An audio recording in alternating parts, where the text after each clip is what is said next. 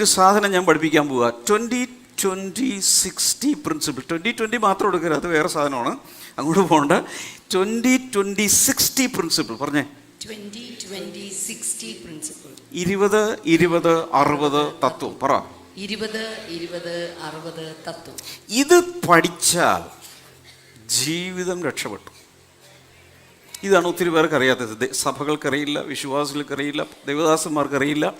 20-20-60 തത്വം അതെന്താണെന്ന് നോക്കാം.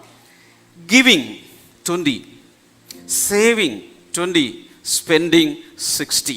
ആദ്യം ചെയ്യേണ്ടത് കൊടുക്കാൻ, ദൈവത്തിന് കൊടുക്കാൻ ഒരു 20% നമ്മൾ മാറ്റിയിടണം.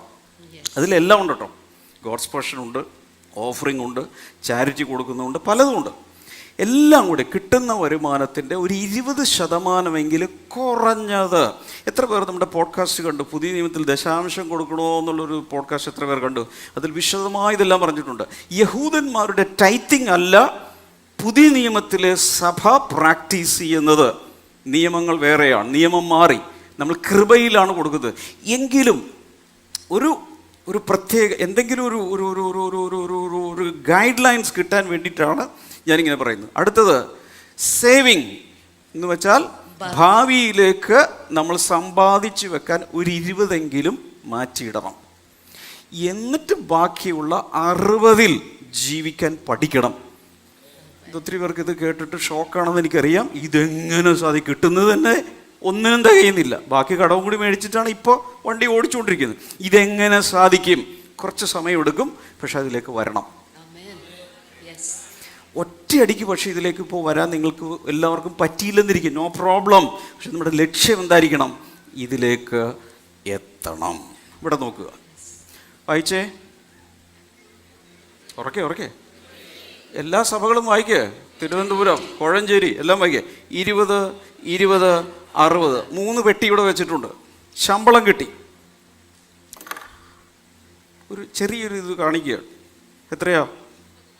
30,000 രൂപ ശമ്പളം കിട്ടിയെന്നിരിക്കും. ചിലർക്ക് 3 ലക്ഷം ആയിരിക്കും, ചിലർക്ക് 3,000 ആയിരിക്കും. പക്ഷെ ഞാൻ ജസ്റ്റ് ഒരു സംഖ്യ കാണിക്കുന്നതാണ്. 30,000 രൂപ ശമ്പളം കിട്ടി.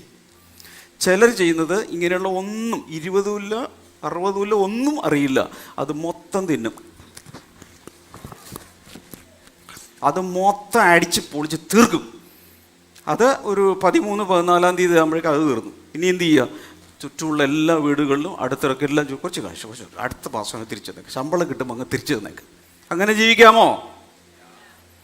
ഒരിക്കലും ചെയ്യരുത്. ഇതുവരെ അങ്ങനെ ജീവിച്ചെങ്കിൽ ഇന്ന് മാനസാന്തരപ്പെടണം. അങ്ങനെ ജീവിക്കാൻ പാടില്ല. കിട്ടുന്ന ശമ്പളം മുഴുവൻ അതത് മാസം പോയിട്ട്, ചില ആളുകൾക്ക് 5-ാം തീയതി ശമ്പളം കിട്ടിയാൽ 8-ാം തീയതി ഫുൾ തീർന്നിരിക്കും. അന്ന് തന്നെ തീർക്കുന്നവരുണ്ട്. അപ്പം തന്നെ കിള്ളിപ്പൊളിച്ച് അവരും കൊണ്ട് വീടും എല്ലാം കൊടുത്ത് അവസാനം ഹെൽപ്പ്. മാനസാന്തരപ്പെട്ടവരാണെങ്കിൽ ഇതിലും മാനസാന്തരപ്പെടണം. കള്ളുകൂടി നിർത്തിയതുപോലെ തന്നെ ഈ പരിപാടി നിർത്തണം. സഹകരിക്കും മക്കളെ. ഇതോടെ ശരിയാകുമെന്ന് ഞാൻ പറഞ്ഞു. ഏപ്രിൽ മാസത്തിലെല്ലാം ശരിയാകും. ഇത് ചെയ്താൽ എല്ലാം ശരിയാവും. അപ്പോൾ 30,000 രൂപ കിട്ടിയാൽ, ശമ്പളം കിട്ടിയാൽ എന്താണ് ചെയ്യേണ്ടത് എന്നാണ് ഞാൻ പറയാൻ പോകുന്നത്. അതിൻ്റെ 20% എത്രയാണ്? 6,000 രൂപ. 6,000 രൂപ ആദ്യം തന്നെ എന്ത് ചെയ്യണം? ദൈവത്തിന് കൊടുക്കേണ്ടതിന്.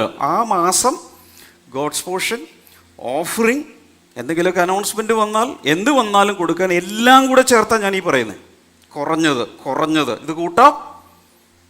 ചില സമയത്ത് ഭയങ്കര ഞെരുക്കമാണെങ്കിൽ ഇത്തിരി കുറച്ചാലും ഒന്നും കർത്താവ് ഒന്നും ചെയ്യാൻ പോകുന്നില്ല. പക്ഷേ ഒരു അപ്രോക്സിമേറ്റ് ഏകദേശ രൂപമാണ്. അതെന്ത് ചെയ്യണം? കർത്താവിന് കൊടുക്കാനുള്ളത് ആദ്യം മാറ്റിവെക്കുന്നു. തീരുമാനിക്കുന്നു. ആമേൻ പറ. അടുത്തത് എന്താണ്? 6,000 രൂപ ഭാവിയിലെ സമ്പാദ്യത്തിന് വേണ്ടി ഞാൻ മാറ്റിവെക്കുന്നു. ബാക്കി എത്ര ഉണ്ട്? ഇതുകൊണ്ട് വേണം ബാക്കി പരിപാടികൾ. 12,000 രൂപയ്ക്ക് എങ്ങനെ ജീവിക്കാനാ? ഞാൻ ചെറിയൊരു ഒരു കണക്ക് പറഞ്ഞതേ ഉള്ളൂ.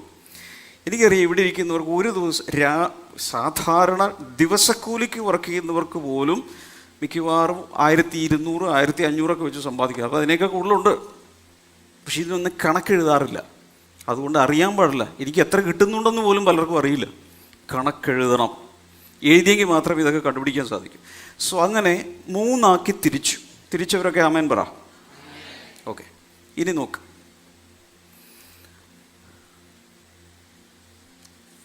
ഹൗ ടു ഗീവ്, എങ്ങനെയാണ് ദൈവത്തിന് കൊടുക്കേണ്ടത്? വായിക്കും. പുതിയ നിയമത്തിൽ നമ്മൾ കൊടുക്കേണ്ടത് എങ്ങനെയൊക്കെയാ? How to give: cheerfully, willingly, proportionately, generously, sacrificially. എങ്ങനെയാണ് പറയുന്നത്? സന്തോഷത്തോടെ കൊടുക്കണം. പറ. ദുഃഖത്തോടുകൂടെ വലിച്ചു നീട്ടി ഒരിക്കലും കൊടുക്കരുത്. പിന്നെ എങ്ങനെയാ? വില്ലിംഗ്ലി, മനസ്സോടെ കൊടുക്കണം. ആനുപാതികമായി കൊടുക്കണം, ശമ്പളത്തിനനുസരിച്ച്. ഇതിപ്പോൾ 30,000 രൂപ ശമ്പളം മേടിക്കുന്നവൻ്റെ കാര്യം പറയുന്നത്. 60,000 രൂപ ശമ്പളം മേടിക്കുന്നവൻ ഇതാണ് വിടേണ്ടത് അല്ല. അതിന് ആനുപാതികമായി കൊടുക്കണം. ജനറസ്ലി, ഔദാര്യമായി കൊടുക്കണം. പിന്നെ എങ്ങനെയാ? സാക്രിഫിഷ്യലി, ത്യാഗപൂർവം കൊടുക്കണം. മനസ്സിലായോ? ഇവിടെ നോക്കുന്നു, വായിച്ചേ. ലൂക്കോസിന്റെ സുവിശേഷം 6:38 എന്താ പറഞ്ഞിരിക്കുന്നതെന്ന് ആർക്കെങ്കിലും അറിയാമോ? കൊടുപ്പിൻ എന്നാൽ നിങ്ങൾക്ക് കിട്ടും. അത് വിശ്വസിക്കാൻ ഭയങ്കര പാടാണ്. കൊടുത്താൽ പോയില്ലേ? ഇല്ല, നിങ്ങൾക്ക് കിട്ടും. എങ്ങനെ കിട്ടും? അമർത്തി കുലുക്കി കവിയുന്ന നല്ലൊരളവ് മടിയിലോട്ടിട്ട് തരും.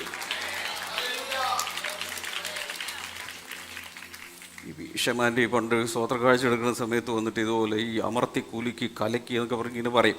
അപ്പോൾ എമി ചെറുതായിരുന്ന സമയം എന്ത് അമ്മ പറയണേ, കലക്കി കുലുക്കി എന്ത് നീ പറയണേ? അവൾക്ക് അതൊന്നും മനസ്സിലായില്ല. പക്ഷെ ഇതെന്താണത്? എന്താണ് ശരിക്കും? അമർത്തി കുലുക്കി എന്ന് പറഞ്ഞാൽ ഷെയ്ക്കൻ ടുഗദർ എന്ന് പറഞ്ഞാൽ കൂടുതൽ കൊള്ളിക്കാൻ വേണ്ടി. പ്രസ് ഡൗൺ, അമർത്തി കുലുക്കി നല്ലൊരളവ് നിങ്ങളുടെ മടിയിലേക്ക് ഇട്ട് തരും. ഇത് ഞാൻ പറഞ്ഞ ഓഫറല്ല, കർത്താവ് പറഞ്ഞതാണ്. കർത്താവിൽ വിശ്വസിക്കാമെങ്കിൽ മാത്രം ഇത് വിശ്വസിച്ചാൽ മതി. അങ്ങനെ തരും എന്നാണ് അവിടെ പറയുന്നത്. ഇനി എന്തൊക്കെയാണ് കൊടുക്കേണ്ടത് നോക്കിയേ. ഗോഡ്സ് പോർഷൻ, ദൈവത്തിനുള്ള ഭാഗം. അതാണ് നമ്മളിവിടെ ഈ ആദ്യത്തെ ഞായറാഴ്ചയോ എപ്പോൾ വേണമെങ്കിലും കൊടുക്കാം. അടുത്തത് ഓഫറിങ്സ് കൊടുക്കാം, മിഷൻസിന് കൊടുക്കാം. മിഷൻ പ്രവർത്തനങ്ങൾ, നോർത്ത് ഇന്ത്യക്ക് പോകുമ്പോൾ, മറ്റു സ്ഥലങ്ങളിൽ മിഷന് പോകുമ്പോൾ സുവിശേഷ പ്രവർത്തനങ്ങൾ കൊടുക്കാം, ലവ് ഗിഫ്റ്റായിട്ട് കൊടുക്കാം, ചാരിറ്റിക്ക് വേണ്ടി കൊടുക്കാം. ഇങ്ങനെ കൊടുക്കുന്നതാണ് ആദ്യം ചെയ്യേണ്ടത്. അതിനു വേണ്ടി ആദ്യം എന്ത് ചെയ്യണം? ആദ്യത്തേത് മാറ്റിയിടണം. അടുത്ത ഒന്നും പറയണ്ട, അതിനു മുമ്പ് ഞാൻ ചോദിക്കുക, ഇത് ചെയ്യാൻ ഹൃദയത്തിൽ താല്പര്യമുള്ളവർ വലതുകരം ഉയർത്തിപ്പിടിക്കുക. അവരെഴുന്നേറ്റ് നിൽക്കുക. എന്നെ ബോധിപ്പിക്കാൻ ചെയ്യരുത്. കൈപൊക്കി പിടിച്ചു. ഞാൻ നിങ്ങളെ അനുഗ്രഹിച്ച് പ്രാർത്ഥിക്കാൻ പോവാം. ഞാൻ ഒരു ദൈവത്തിൻ്റെ അഭിഷിക്തനാണ്, ദൈവത്തിൻ്റെ ദാസനാണ്. ഞാൻ ഈ വാ കൊണ്ട് പറയുന്നത് സംഭവിച്ചിരിക്കും. കൈ നന്നായിട്ട് ഉയർത്തിപ്പിടിച്ചോ. കർത്താവേ, ഇന്ന് ഈ തീരുമാനിച്ചിരിക്കുന്നവരുടെ സാമ്പത്തിക അവസ്ഥകൾ ഞാൻ ഇന്ന് പ്രാർത്ഥിക്കുമ്പോൾ ഒരു വലിയ ഷിഫ്റ്റ് ഉണ്ടാകട്ടെ.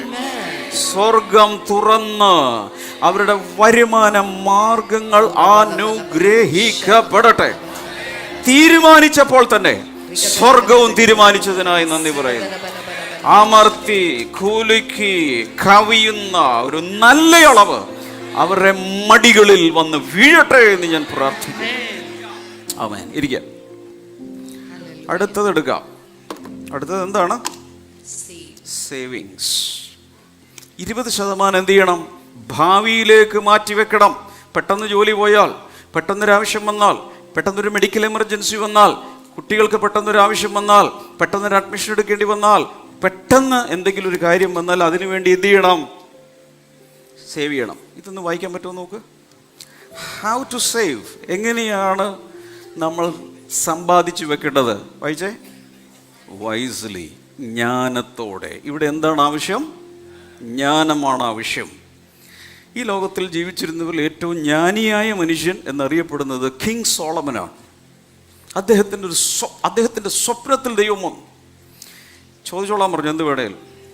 നമ്മളാണെങ്കിൽ എന്ത് ചോദിക്കുമായിരുന്നു? കർത്താവ് ഒരു 5 വീട് ഒരു മേഴ്സിഡസ് കാറ്, അതുപോലെ ആയുസ് മുഴുവൻ തിന്നാലും തീരാത്ത കുറേ പണം, ഇതൊക്കെ ചോദിച്ചാലേ ഇതൊന്നും അദ്ദേഹം ചോദിച്ചില്ല. അദ്ദേഹം എന്താ ചോദിച്ചത്? എനിക്ക് ജ്ഞാനം നൽകണമേ. ആ ജ്ഞാനിയായ ആളാണ് ഏറ്റവും കൂടുതൽ പണത്തെക്കുറിച്ച് സംസാരിച്ചത് സദൃശ്യവാക്യങ്ങളിൽ. ഒത്തിരി എഴുതിയിട്ടുണ്ട്. പക്ഷേ ജ്ഞാനമുണ്ടെങ്കിൽ അതോടൊപ്പം വിസ്ഡത്തോടൊപ്പം വെൽത്ത് വരും. ജ്ഞാനമുള്ളവരുടെ ജീവിതത്തിലേക്ക് സമ്പത്ത് വന്നു കയറും. വേണ്ടെന്ന് പറഞ്ഞാലും വരും, ഇങ്ങോട്ട് വരും. അതാണ് ജ്ഞാനത്തോടെ. തലയുടെ സൈഡിൽ ഇങ്ങനെ കൈവച്ചിട്ട് എല്ലാവരും പ്രാർത്ഥിക്കർത്താവേ എന്നെ ജ്ഞാനത്താൽ നിറക്കണമേ. യാക്കോബിൻ്റെ ലേഖനം 1-ാം അധ്യായത്തിൽ പറഞ്ഞിരിക്കുന്നു, ഒരുത്തിന് ജ്ഞാനം കുറവാകുന്നെങ്കിൽ നൽകാൻ കഴിവുള്ള സർവജ്ഞാനിയായ ദൈവത്തോട് പ്രാർത്ഥിക്കുവിൻ. വെറുതെ തലയെ കൈവച്ചുകൊണ്ടിരിക്കാതെ ആളുകൾ വിചാരിക്കും തലവേദനയാണ്. അതല്ല, ശരിക്കൊക്കെ പ്രാർത്ഥിക്കേ. ജ്ഞാനത്താൽ എന്നെ നിറയ്ക്കണമേ. പ്രാർത്ഥിക്കേ, ജ്ഞാനത്താൽ എന്നെ നിറയ്ക്കണമേ. സർവ്വസഭകളും പ്രാർത്ഥിക്കേ, കുഞ്ഞുങ്ങളടക്കം എല്ലാവരും പ്രാർത്ഥിക്കുക. ഈ ശലോമോൻ ഇത് പ്രാർത്ഥിക്കുന്ന സമയത്ത് ചെറിയൊരു ചെറുക്കനായിരുന്നു. അപ്പോഴേ അവൻ്റെ മേൽ ജ്ഞാനം വന്ന് നിറഞ്ഞു. എല്ലാ കുഞ്ഞുങ്ങളും പ്രാർത്ഥിക്കാം, കൗമാരപ്രായ പ്രാർത്ഥിക്കാം, പ്രായമുള്ളവരും എല്ലാവരും പ്രാർത്ഥിച്ചു. ആമേൻ. ഇവിടെ വായിക്കാം, സദൃശ്യവാക്യങ്ങൾ 6-ാം അധ്യായം 6 മുതൽ 8 വരെ ബൈബിൾ എടുത്ത് വായിച്ചു നോക്കണം. അവിടെ മനുഷ്യരോട് പറയുകയാണ്, നീ നേരെ ഉറുമ്പിൻ്റെ കുടുംബ വീട്ടിൽ പോയി പഠിക്കാൻ പറഞ്ഞു. ഉറുമ്പിൻ്റെ വീട്ടിൽ പോയി ക്ലാസ് കേൾക്കാൻ. ഉറുമ്പ് നിനക്ക് ക്ലാസ് എടുക്കും. ഉറുമ്പ് എങ്ങനെയാണ് ക്ലാസ് എടുക്കുന്നത്? ചില സമയത്ത് കുറേ തീറ്റ വരും. ഒരു കല്യാണം നടക്കുക, ബിരിയാണി കുറേ ബാക്കി വന്ന് കുറേ താഴെ വീണു. ആ സമയത്ത് ഉറുമ്പ് പട്ടാളമായിട്ട് വന്നിട്ട് അത് മുഴുവൻ എന്ത് ചെയ്യും? കൊണ്ടുപോയി എല്ലാവർക്കും കൊടുക്കും. അരി പോലെയുള്ള, ഗോതമ്പ് പോലെ, ചോളം പോലെ ഇതുപോലെയൊക്കെ ഉള്ളതാണെങ്കിൽ ഉറുമ്പിൻ്റെ അടിയിലോട്ട് പോയാൽ കിലോമീറ്ററുകൾ ഇതിൻ്റെ വീടുകളുടെ വിന്യാസം ഉണ്ടായിരിക്കും. അവിടെ കുറേയധികം അറകളുണ്ട്. ചേംബറുകൾക്കകത്ത് ഈ തീറ്റ മുഴുവൻ കൊണ്ടുപോയി ശേഖരിച്ചു വയ്ക്കും. മഴക്കാലമാണ്, കല്യാണ സീസൺ പോയി, ഒന്നും കിട്ടാനില്ല. ആ സമയത്ത് ഇവരെന്ത് ചെയ്യും? സ്റ്റോർ ഹൗസിൽ നിന്നെടുത്ത്, ഇന്ന് വരെ ലോകചരിത്രത്തിൽ ഒരു ഉറുമ്പ് പട്ടിണി കിടന്ന് മരിച്ചിട്ടില്ല. ഉറുമ്പിൻ്റെ കുലത്തിൽ പട്ടിണി മരണം ഉണ്ടായിട്ടില്ല. ഒരിക്കലും ഒരു ഷോർട്ടേജ് ഉണ്ടായിട്ടില്ല. ഉറുമ്പിൻ്റെ സാമ്രാജ്യത്തിൽ ക്ഷാമമില്ല. ഇവരൊന്നും മിണ്ടുന്നില്ല, ഇവിടെ പറയാം. ഇവര് നല്ല വീട്ടിലാണ്. ഉറുമ്പിൻ്റെ സാമ്രാജ്യത്തിൽ എന്തില്ല? ക്ഷാമമില്ല, റിസഷൻ ഇല്ല, ഇതൊന്നും ഉണ്ടായിട്ടില്ല. അതുകൊണ്ട് അവിടെ പോയി ട്യൂഷൻ പഠിക്കാൻ.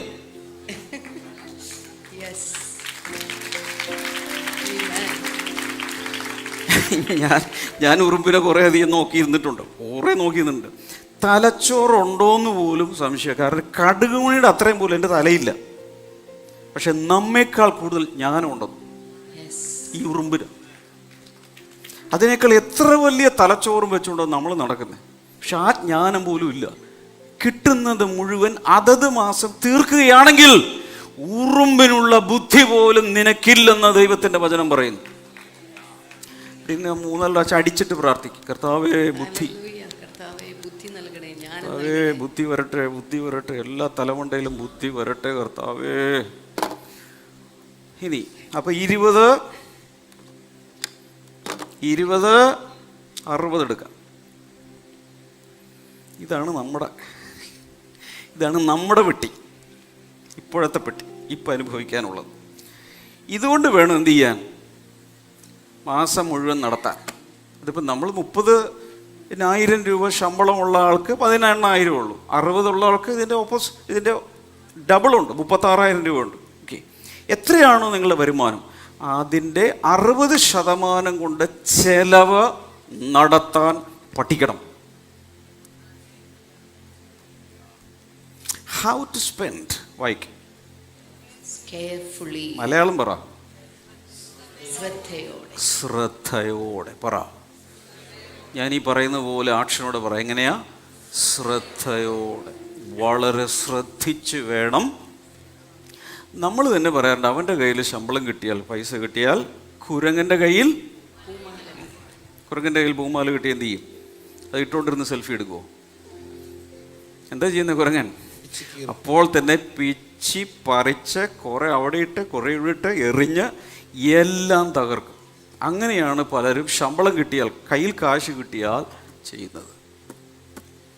കയ്യിൽ കാശ് കിട്ടിയാൽ അത് ഇന്ന് എവിടെയാണ് സിനിമയ്ക്ക് പോകേണ്ടത്, ലുലു മോളിൽ പോയി എങ്ങനെ അടിച്ച് പൊളിക്കണം, ഇതൊക്കെയാണ് ഭാഷ. അല്ലെങ്കിൽ മറൈൻ ഡ്രൈവിലൊന്ന് കറങ്ങണം, അല്ലെങ്കിൽ നമുക്ക് കുറച്ച് കാശ് വന്നില്ലേ ഊട്ടിക്ക് പോകാം, വെക്കേഷൻ, അടിച്ച് പൊളിക്കണം. ഇങ്ങനെ ഒരു തലമുറയായി പലരും മാറിക്കൊണ്ടിരിക്കുക. അതുകൊണ്ട് എന്ത് ചെയ്യണം? ശ്രദ്ധയോടെ ചെലവഴിക്കാൻ പഠിക്കുന്നില്ലെങ്കിൽ നിനക്ക് ഭാവിയില്ല. ലൂക്കോസിന്റെ സുവിശേഷം 14:28 അവിടെ പറയുന്നത്, ഒരാൾ ഗോപുരം പണിയാൻ ഇച്ഛിച്ചാൽ അയാൾ ഇരുന്ന് കണക്ക് കൂട്ടും, ഇതിനുള്ള പൈസ ഉണ്ടോ ഇല്ലേ. ഇതിൻ്റെ പേരാണ് പ്ലാനിങ്. പറ. അപ്പോൾ കയ്യിൽ ശമ്പളം വന്നാൽ എന്ത് ചെയ്യണം? പ്ലാൻ ചെയ്യണം. എന്തിന് പ്ലാൻ ചെയ്യണം? എങ്ങനെ ചെലവഴിക്കണം, ഏതിനെല്ലാം ചെലവഴിക്കണം, ഏതിന് മുൻഗണന കൊടുക്കണം. ഹല്ലേലൂയ. സ്പെൻഡ് ചെയ്യേണ്ടതിൻ്റെ ഒരു ഗൈഡ് ലൈൻ ഇവിടെ നോക്കുക. വാടകക്കാണ് താമസിക്കുന്നത്, നിങ്ങൾ റെൻ്റ് ആദ്യം കൊടുക്കണം. ഇല്ലെങ്കിൽ 3 മാസം കഴിയുമ്പോൾ ചട്ടിയും കലവും കുപ്പിയും പാട്ടയും പെറുക്കി അവിടെ നിന്ന് ഇറങ്ങേണ്ടി വരും. അതുകൊണ്ട് റെൻ്റ് ആദ്യം കൊടുക്കണം. പിന്നെന്താ, ഹോം ലോൺ ഉണ്ടെങ്കിൽ ചിലർ ലോൺ എടുത്തിട്ടുണ്ടാവും, അതൊഴിച്ച് ബാക്കിയെല്ലാം ചെയ്യും. കുറേ കഴിയുമ്പോൾ ഒരു നോട്ടീസ് വന്ന് ഒട്ടിക്കുമ്പോഴാണ് പ്രാർത്ഥിക്കാൻ ആൾ ഇവിടെ വരുന്നത്. ജപ്തിയാണ് വെറുതെ പ്രാർത്ഥിക്കുക. പക്ഷെ ഇത് എപ്പോഴാണോ ചിന്തിക്കണ്ടേ? എല്ലാ മാസവും ചിന്തിക്കണമായിരുന്നു. അല്പമെങ്കിലും കൊണ്ടുപോയി അടക്കണ്ടേ? നിങ്ങൾ കൊണ്ടുവന്നില്ലല്ലോ. കാരണം നിങ്ങൾ പലരും പ്രതിക്കൂട്ടിലാണ്, എനിക്കറിയാം, ഞാനാണ് ജഡ്ജ്. ഇവിടെ നോക്ക്, കുട്ടികളുടെ വിദ്യാഭ്യാസം, ഇലക്ട്രിസിറ്റി അടക്കണ്ടേ? അവരും ഇത് കട്ട് ചെയ്യും. ഇതിന്റെ പേരാണ് പവർ കട്ട്. അടുത്തത് എന്താണ്? വെള്ളം. ഇല്ലെങ്കിൽ തോട്ടിൽ നിന്ന് വെള്ളം കുടിക്കേണ്ടി വരും. കരീത്ത് തോട് അല്ലേ, ഏലിയാവ് കുടിച്ച പോലെ കുടിക്കേണ്ടി വരും. ഗ്യാസ് ഉണ്ടെങ്കിൽ ഗ്യാസിൻ്റെ ഇത് വേണം. ഫുഡ്, ഭക്ഷണം വേണ്ടേ, ഗ്രോസറി അല്ലേ, സാധനങ്ങൾ മേടിക്കണ്ടേ. അത് കഴിഞ്ഞിട്ടാണ് യാത്ര, ഇന്ധനം, ഇൻഷുറൻസ് ഉണ്ടെങ്കിൽ അത്, ഹെൽത്ത് ഇൻഷുറൻസ്, ലൈഫ് ഇൻഷുറൻസ്, ഇങ്ങനെയുള്ളത്, മിസലേനിയസ്, ഈ ചെലവുകളെല്ലാം കിടപ്പുണ്ട്. മനസ്സിലാവും? ഇതാണ് 60. ഇനി പറയുന്നത് ശരിക്ക് ശ്രദ്ധിക്കണം. തുടക്കത്തിൽ ഇപ്പം ഞാനിത് പറഞ്ഞു കേട്ടപ്പോൾ ചിലർക്കൊക്കെ ഭയങ്കര നെഞ്ചിടിപ്പൊക്കെ തുടങ്ങിയിട്ടുണ്ട്. ഇങ്ങനെയല്ലല്ലോ ഞാൻ ഇതുവരെ ജീവിച്ചത്, എൻ്റെ ഗതി എന്താവും ഞാൻ പറഞ്ഞുതരാം. ഗതി എന്താവും ഞാൻ പറഞ്ഞുതരാം. തുടക്കത്തിൽ ഇതുപോലെ തിരിക്കാൻ നിങ്ങളിൽ പലർക്കും ഇപ്പോൾ ബുദ്ധിമുട്ടായിരിക്കും. കാരണം 100 കൊണ്ടും തികയുന്നില്ല. ആ സമയത്ത് 20 കൂടി മാറ്റിക്കഴിഞ്ഞാൽ എങ്ങനെ ജീവിക്കും? അതിൽ കോംപ്രമൈസ് ചെയ്യാവുന്ന രീതികൾ ഞാൻ പറഞ്ഞു തരാം. ശ്രദ്ധിക്കുക, ഇതിലൊരിക്കലും കോംപ്രമൈസ് ചെയ്യരുത്. കാരണം എന്താ? സോഴ്സ് അല്ല, ഉറവിടത്തെ ആദരിക്കുന്ന പരിപാടിയാണ്. ഇത് കോംപ്രമൈസ് ചെയ്യാതിരുന്നാൽ നല്ലത്. എങ്കിലും ഭയങ്കര ഞെരുക്കമാണെങ്കിൽ 20 ഇത്തിരി കുറച്ചോ, നോ പ്രോബ്ലം. ഇനി ഭയങ്കരമായ സാമ്പത്തിക ഞെരുക്കത്തിലൂടെ പോവുകയാണെങ്കിൽ ഇതങ്ങ് മറന്നേക്ക്. ഇപ്പം സമ്പാദിക്കണ്ട, ഇപ്പം ജീവിച്ചിട്ടല്ലേ ഭാവിയുള്ളൂ.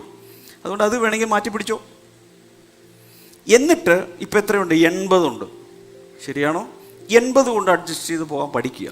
എല്ലാ മാസവും കുറേശ്ശെ അഡ്ജസ്റ്റ് ചെയ്ത് എന്ത് ചെയ്യണം? ഈ 20ലേക്ക് തിരിച്ചു കൊണ്ടുവരണം.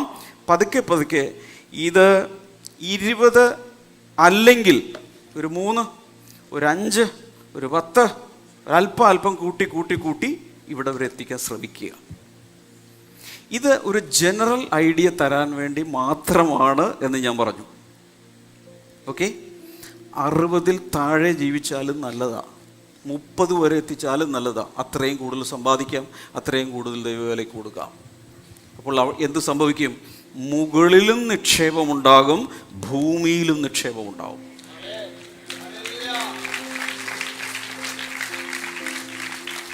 എന്തിനാണിത് പറഞ്ഞതെന്ന് ചോദിച്ചാൽ ഇവിടെ നോക്ക്, ഏറ്റവും താഴെ നോക്ക്.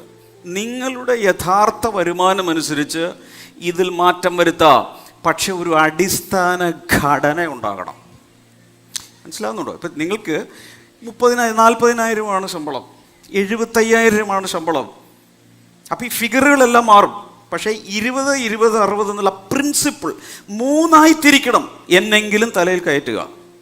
അടുത്ത ആൾ പറ, 3ആക്കി തിരിക്കണമെന്ന് പറ. ഇപ്പുറത്തെ ആളോട് പറ, 3 ആക്കി തിരിക്കണം. അതെന്തൊക്കെയാണ്?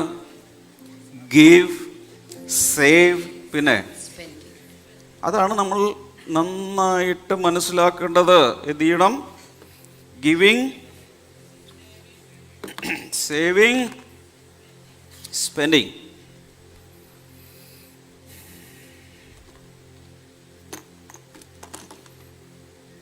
ശരിയല്ലേ? Giving, saving, spending. ഇത് ശരിക്കും അടിച്ച് തലേ കയറ്റണം. എല്ലാവരും ഇത് കണ്ണടച്ചിട്ട് പറഞ്ഞു നോക്കിയേ. Giving, saving, spending. മലയാളത്തിൽ നൽകൽ, സമ്പാദ്യം, ചെലവാക്കൽ. ഒന്നുകൂടെ. നൽകൽ, സമ്പാദ്യം, ചെലവാക്കൽ. അപ്പൊ എല്ലാവരും ഇതുവരെ ചെയ്തുകൊണ്ടിരുന്നത് സാധാരണ ചെലവാക്കൽ മാത്രമേ നമ്മുടെ തലയിലുള്ളൂ.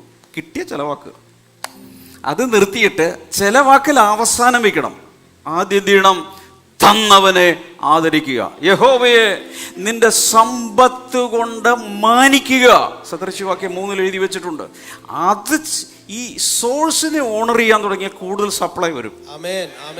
എല്ലാവരും ഒന്ന് പറഞ്ഞേ. സോഴ്സിനെ, ഉറവിടത്തെ ആദരിച്ചാൽ കൂടുതൽ സപ്ലൈ വന്നുകൊണ്ടേയിരിക്കും. ഇത് 3 എല്ലാവർക്കും ക്ലിയർ ആണോ? Give, save, spend. ഇത് ഈ 1, 2, 3 ക്രമത്തിൽ തന്നെ എല്ലാവരും പഠിച്ചിരിക്കുക. ഹല്ലേലൂയ. ഓക്കെ, അടുത്തതിലേക്ക് പോവാം. ഇനി എല്ലാവർക്കും ഇതൊരല്പം ഇപ്പുറത്തേക്ക് നീക്കിക്കും. ഇനി കണ്ടോ, എല്ലാവർക്കും ഒരു ബഡ്ജറ്റ് ഉണ്ടായിരിക്കണം. ബഡ്ജറ്റ് പറഞ്ഞേ. നമ്മൾ ആകെ ഈ ബഡ്ജറ്റ് കേൾക്കുന്നത് എവിടെയാ? ബഡ്ജറ്റ് അവതരണമുണ്ട്. ധനമന്ത്രി അല്ലേ, ഫൈനാൻസ് മിനിസ്റ്റർ, നിയമസഭയിൽ ഒരു ബജറ്റ് അവതരണമുണ്ട്. ഇത് മാത്രമേ നമുക്കുള്ളൂ. സർക്കാരിൻ്റെ ബജറ്റ് അവതരണം അല്ലാതെ നമുക്കൊന്നും അറിയില്ല. എന്നാൽ ബിസിനസ്സുകാർ മാത്രം ഒന്ന് കൈ ഉയർത്താമോ? ബിസിനസ്സുകാർ, നിങ്ങൾക്കൊരു ബജറ്റ് ഉണ്ടായിരിക്കണം. എന്തിന്? ബിസിനസ്സിന്. ഇതുകൂടാതെ ഫാമിലി ഫൈനാൻസിന് ഒരു ബജറ്റ് ഉണ്ടായിരിക്കണം. ആ ബജറ്റിൻ്റെ ഏകദേശ രൂപമാണ് ഇവിടെ കാണുന്നത്. എല്ലാവരും നോക്കിയേ, എന്തൊക്കെയാണ് അവിടെ കാണുന്നത്?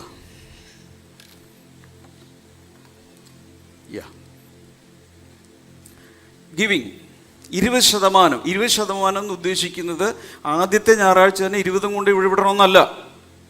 മനസ്സിലായോ? അതിൽ എന്തൊക്കെ പെട്ടിട്ടുണ്ട്? ഗിവിങ്ങിൻ്റെ അല്ല, ആ മാസത്തെ എല്ലാത്തിനും കൂടെയാണ് ആ ഗിവിങ്. മനസ്സിലായി? അതിൽ ഓഫറിംഗ് ഉണ്ട്, ഗോഡ്സ് പോർഷൻ ഉണ്ട്, ചാരിറ്റി കൊടുക്കുന്നത്, ബാക്കി എല്ലാം അതിൻ്റെ അകത്തുണ്ട്. അതിനകത്ത് നിർത്താൻ ശ്രമിക്കുക. കൂടിയാൽ കുഴപ്പമില്ല, ഇത്തിരി കുറഞ്ഞാലും ഒന്നും കർത്താവ് നിന്നെ ഒന്നും ചെയ്യാൻ പോകുന്നില്ല.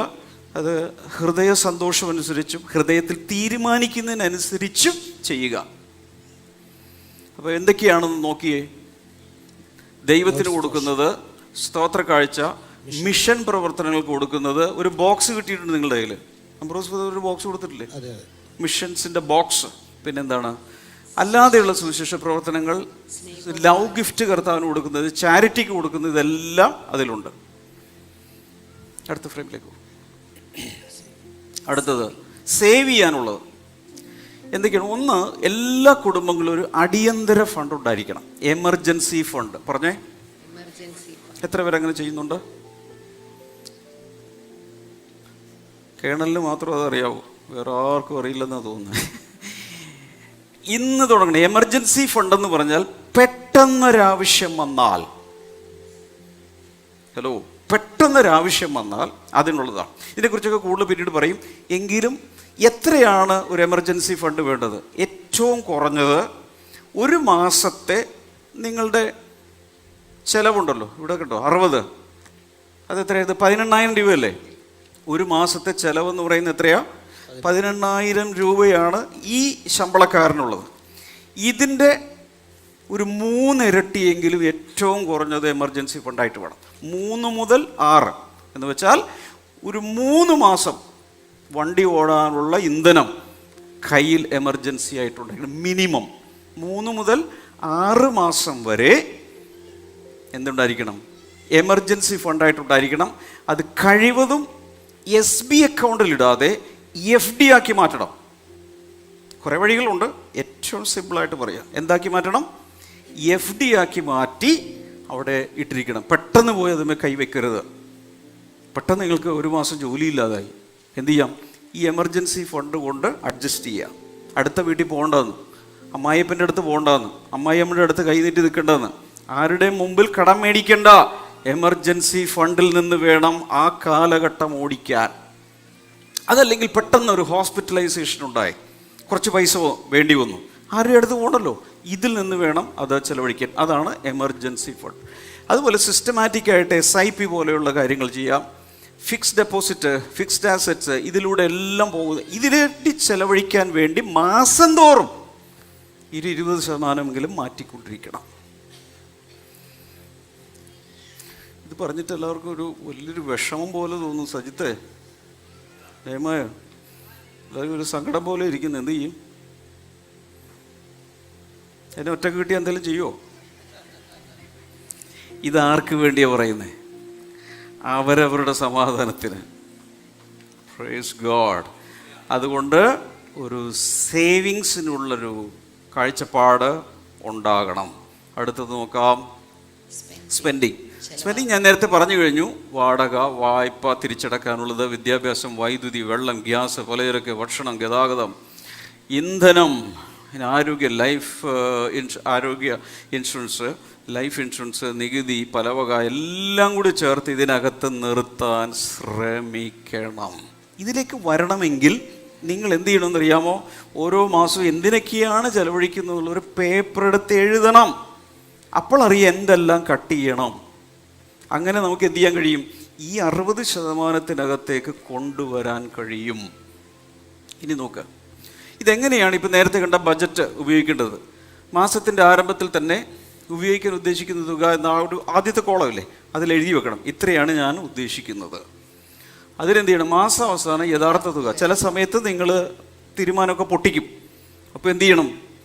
ആ സമയത്ത് മാസത്തിൻ്റെ അവസാനം അടുത്ത മാസത്തേക്ക് തിരുത്താൻ വേണ്ടി കുറേ അഡ്ജസ്റ്റ്മെൻറ്റ്സ് ചെയ്യാൻ കഴിയും. ഏതൊക്കെ കാര്യങ്ങൾ നന്നായി നടന്നു, ഏതൊക്കെയാണ് ക്രമീകരിക്കേണ്ടതെന്ന് കണ്ടെത്തുക. എവിടെയാണ് കഴിഞ്ഞ മാസം പിഴവ് പറ്റിയത് കണ്ടുപിടിച്ചിട്ട് എന്ത് ചെയ്യണം?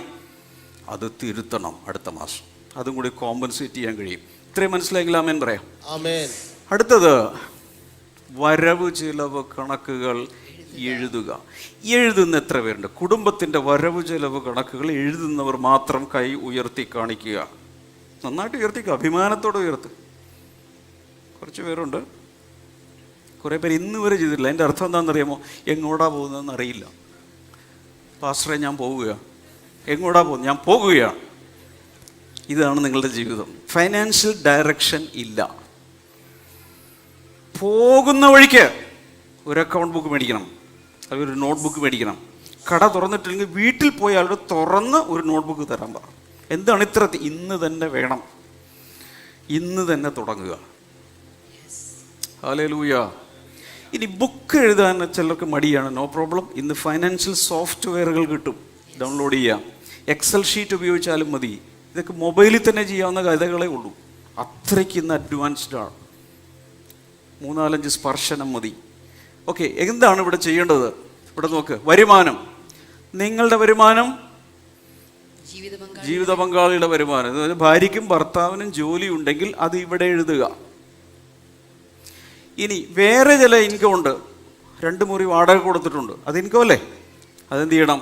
ഇവിടെ എഴുതുക. കോഴി വളർത്തി, കോഴി മുട്ട കിട്ടു, മുട്ടക്ക് കാശ് കിട്ടി. അപ്പം തന്നെ നേരെ പോയി ചായക്കടയിൽ പോയി അത് മുഴുവൻ തിന്നു തീർക്കരുത്. എന്താ ചെയ്യേണ്ടത്? അതും കരുതി വെക്കുക, ഇവിടെ എഴുതുക. ഇങ്ങനെ ടോട്ടൽ ഇൻകം ഇവിടെ എഴുതുക. അപ്പോൾ നിങ്ങൾക്കറിയാം ഒരു മാസം എനിക്ക് ഇത്ര വരുമാനമുണ്ട്. ഒരു 30 ഇവിടെ കാണിച്ചില്ലേ, അതുപോലെ നിങ്ങളുടെ വരുമാനം എത്ര കണ്ടുപിടിക്കുക. ചിലർക്ക് ഇത് മാസ ശമ്പളമാണ്, അത് മാത്രമേ ഉള്ളൂ. നിങ്ങൾക്ക് കൃത്യമായിട്ട് അറിയാം എത്ര കിട്ടുന്നതെന്നുള്ളത്. പക്ഷെ അത് ഇവിടെ എഴുതുക. അടുത്തത് ഇനി ചെലവിലേക്ക് വരിക. ചെലവിലേക്ക് വരുമ്പോൾ ഗോഡ്സ് പോർഷനും ചിലവാണ്. ഇവിടെ വരുമ്പോൾ ഈ കണക്ക് പുസ്തകത്തിൽ വരുമ്പോൾ എന്ത് ചെയ്യണം? ഗോഡ്സ് പോർഷൻ എഴുതുക, റെൻ്റ്, ഇലക്ട്രിസിറ്റി തുടങ്ങിയ എല്ലാ കാര്യങ്ങളും എഴുതുക. അടുത്തതിലേക്ക് പോകാം. നോക്ക്, ഗതാഗത, ഇന്ധനം തുടങ്ങി നേരത്തെ പറഞ്ഞ സാധനങ്ങളെല്ലാം ഇവിടെ ഇങ്ങനെ എഴുതി പോയിട്ട് ടോട്ടൽ എക്സ്പെൻസ്. ഇങ്ങനെയെങ്കിലും സിമ്പിളായി വരവ് ചിലവ് എല്ലാവരും എഴുതണം.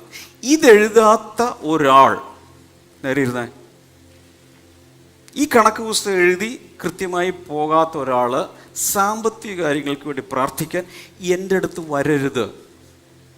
ഞാൻ ആദ്യം ചോദിക്കുന്നത് കണക്കെഴുതുന്നുണ്ടോ? ആദ്യം ഞാൻ ചോദിക്കുക നമ്മൾ കണക്കെഴുതുന്നുണ്ടോ? ഇല്ല ബ്രദർ, ഞാൻ എഴുതിക്കോളാം, മാറിക്ക്, അടുത്ത ആള്, നെക്സ്റ്റ്. ഞാൻ പ്രാർത്ഥിക്കില്ല.